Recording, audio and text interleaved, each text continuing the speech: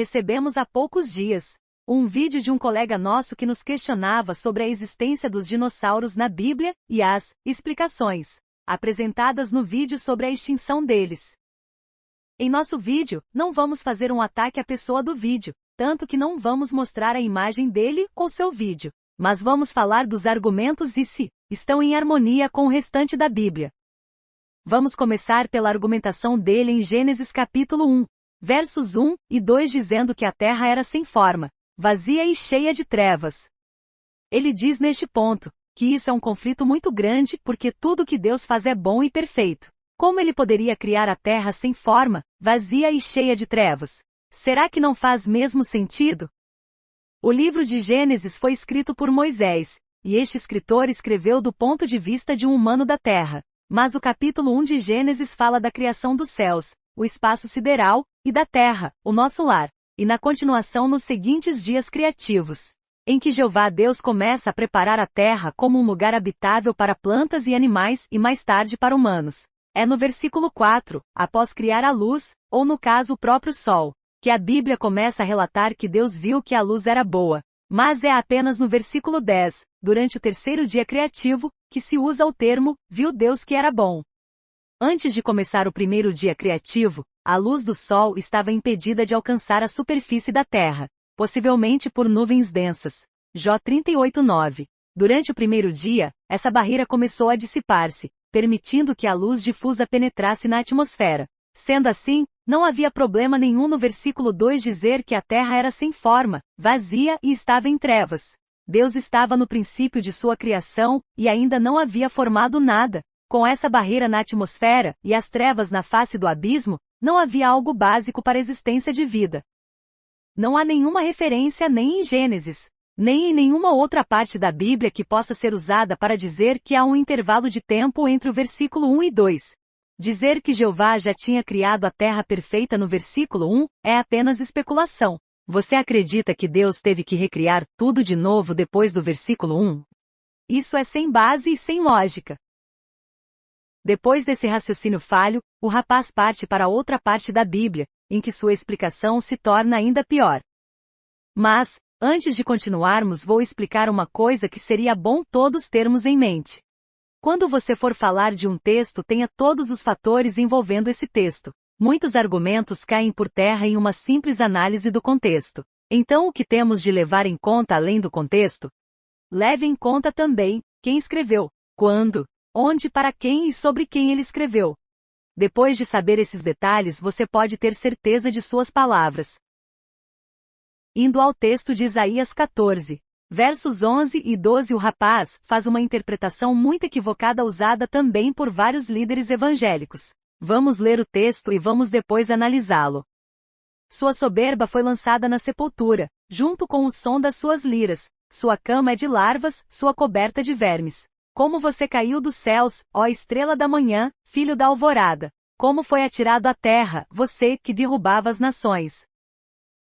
De quem se fala este texto? Será que está falando de Lúcifer, o suposto anjo que cuidava das músicas lá no céu?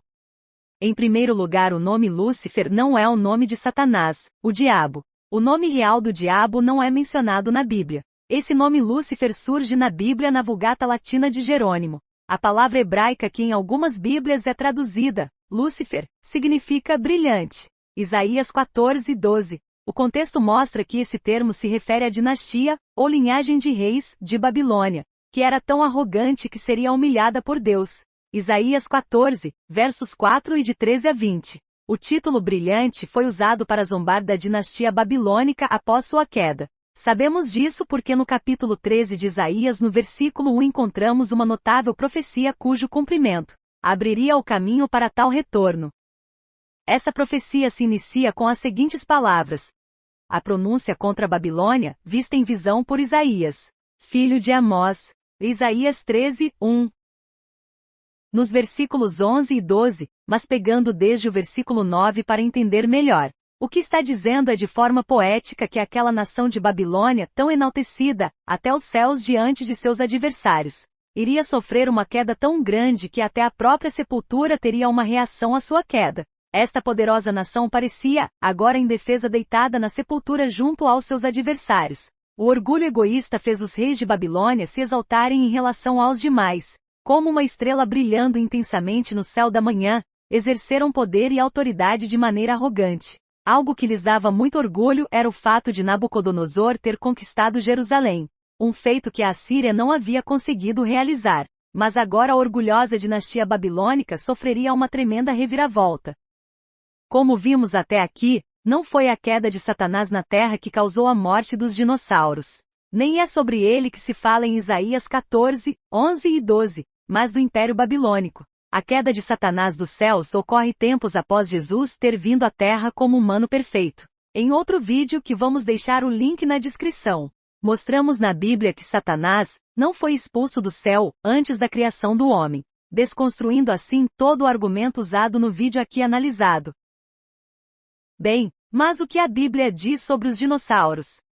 Em diversas partes do planeta foram encontrados vários fósseis e estes foram estudados pela paleontologia. Identificaram e nomearam como os dinossauros. Mas uma coisa que temos que levar em conta é que, não é porque a Bíblia não menciona, ou não fala claramente que não existiu. O nome dinossauro é um nome moderno dado aos fósseis encontrados do século XIX para cá. Quando a Bíblia fala dos dias criativos no livro de Gênesis, podemos entender esses dias como eras, ou longos períodos, de criação que levaram milhares de anos para acontecer. Não são simplesmente dias de 24 horas. Na descrição em Gênesis dos acontecimentos do primeiro dia, a palavra hebraica usada para luz é or, luz no sentido geral. Mas com respeito ao quarto dia, a palavra usada é maor, que se refere à fonte de luz. Alguns afirmam que pelo fato de Moisés, o escritor de Gênesis, mais tarde ter se referido ao dia após os 6 dias criativos como modelo para o sábado, dia de descanso semanal. Cada um dos dias criativos deve ter durado literalmente 24 horas. Êxodo 20, 11. Será que a fraseologia de Gênesis apoia essa conclusão? Não. O fato é que a palavra hebraica traduzida, dia, pode significar vários períodos. Não apenas um de 24 horas. Por exemplo, quando resumiu a obra criativa de Deus, Moisés referiu-se a todos os 6 dias criativos como apenas um dia. Gênesis 2, 4. Além disso, no primeiro dia criativo, Deus começou a chamar a luz de dia, mas a escuridão chamou de noite. Gênesis 1, 5. Aqui, apenas uma parte do período de 24 horas é definida pelo termo dia. Com certeza não há base nas Escrituras para declarar arbitrariamente que cada dia criativo foi de 24 horas. Levando isso em consideração, podemos concluir que os dinossauros foram criados por Deus entre o quinto e o sexto dia, quando se menciona no livro de Gênesis grandes monstros marinhos. Mas uma coisa que sabemos é que a extinção dessas criaturas foi de forma repentina. Quando se faz escavações em busca de fósseis é encontrado várias camadas, e cada uma das camadas constitui período de tempo. Mas quando se encontra camadas de fósseis de dinossauros, há outras camadas acima que levaram centenas ou milhares de anos para serem formadas as camadas em que se vai encontrar fósseis humanos. Nunca são encontrados fósseis de ambas as espécies juntas na mesma camada de terra ou rocha, deixando assim claro que os humanos e os dinossauros não viveram na mesma época. Isso deixa evidente que a extinção dos dinossauros veio antes da criação do homem na Terra. Outra coisa é que o surgimento dos dinossauros e o seu desaparecimento não deixa uma ordem crescente de fósseis, evidenciando uma evolução. Percebe-se claramente que o surgimento deles e o seu desaparecimento foi de uma vez para sempre, não deixando assim margem para uma seleção natural, uma possível evolução como muitos acreditam. Conclusão.